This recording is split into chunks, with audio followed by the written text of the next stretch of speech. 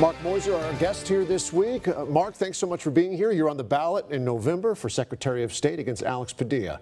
Congratulations on getting to this point, first of all. Yes, and thanks for having me. Absolutely. I'll be honest, I'm a little bummed out I'm not getting you in your bicycling outfit. You just wrapped up a huge, long bicycling tour. You know, most politicians, they use a bus, right? Yeah, I was called the pedaling politician. How long did this, I mean, this lasted weeks and weeks. 46 days.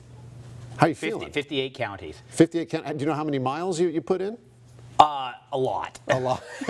I mean, it was a lot. I only asked because, you know, doing some research, I look at other interviews you've done. You were doing interviews, I saw earlier this week in L.A., in the actual cycling gear. Yes, yes. Are you happy to put that away, wash it, and just leave it there for a while? Yesterday I locked the bike up and did all the laundry and put all the stuff away, and it's like, okay, it's time to go back into the suits and traveling around the state in a car and stuff like that. But it was a very unique campaign. It was 46 days going to all 58 counties, or it was around 100 miles every single day on the bicycle. In the summer, Mark. Yes, I went through Death Valley on July 25th. Well, you're a brave man, that's for sure. Let's talk about the job as Secretary of State. It's the Chief Elections Officer job right here in the state. Alex Padilla has it right now. What's the biggest difference between you and him, aside from the party? Well, the thing is, I'm an election law attorney. That's one of the reasons why I got into the race, was they wanted somebody who actually had experience with election laws to deal with election problems that we have in the state of California. Right now, according to MIT, they just came out with a study that measures all 50 states plus the District of Columbia across 17 measurables and scientifically looks at the elections.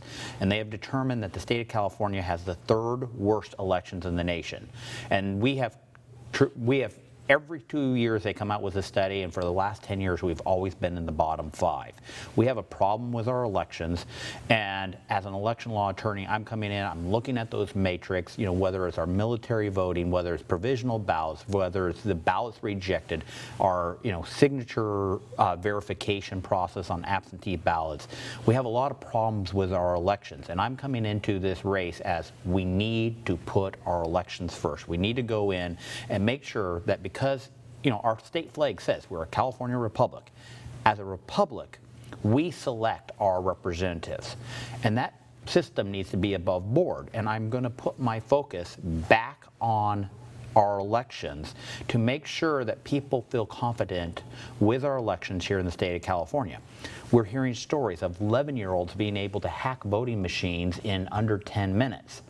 We hear stories of the leading vote machine manufacturers creating backdoor ways that you can hack elections.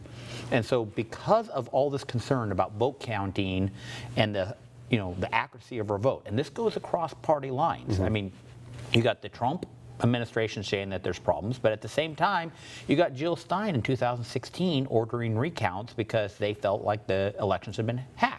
You got Election Integrity Project here in California, and at the same time, you got the Bernie Sanders supporters saying that there's problems. This is not a partisan issue. There's always going to be issues from time to time. Of course, was it Los Angeles County on the primary night that had a number of problems? 118,000 voters who got removed from the voter rolls. Yeah, so obviously that's not good. The bigger questions, because election fraud has been a big topic. Yes. The president has pointed at California very specifically, saying millions of people who are not citizens of this country are voting in our elections. There's been no proof of that, yet the president says it, and I know that you haven't exactly pushed back against that too hard. This is what I do know. Okay. Jury service summons. They get their data from the voter registration. They send out jury summons to people in the state of California.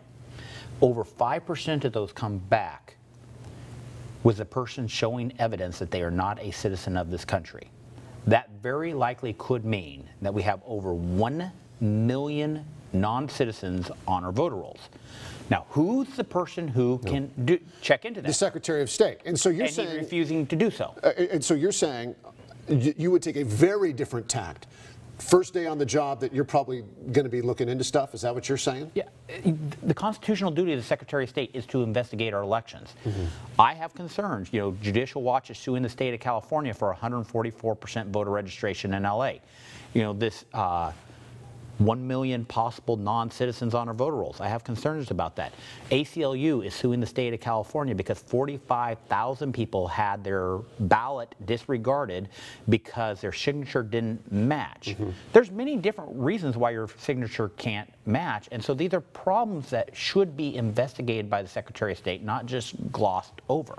So what's the path to victory for you? Because obviously, statewide office, you being, having the big R by your name, that puts you at a disadvantage in California. It does put me at a disadvantage. So you get on a bike, right?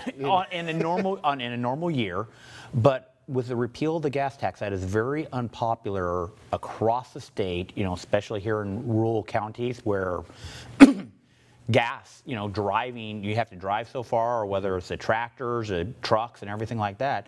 This is a very unpopular tax that was passed by Sacramento, and it's going to be driving a large number of conservative voters who tended to stay at home in non-presidential election years.